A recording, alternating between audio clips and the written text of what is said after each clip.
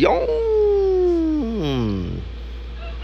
Viva Max back piece project, right?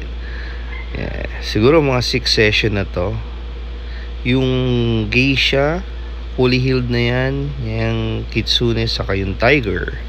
Ang ginawa natin kagabi is yung color nung dragon. So mga 2 hanggang 3 session pa to para pulido. Ayoko kasing sayangin yung detalye.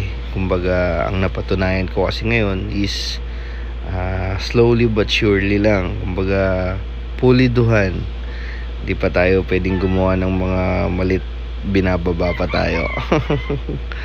People hate you more, help you most. May mga taong magbababa sa'yo, pero gamitin mong inspirasyon yun para lalo kang magsikap, magpursige sa buhay. Kaskas demonyo, no more. Right. So slowly but surely na tayo. Ayan, fully healed. Ayan, ganda ng kulay ng Tiger, di ba? Alright. Happy Saturday po, Later nasa Eastwood, Quezon City po tayo. Home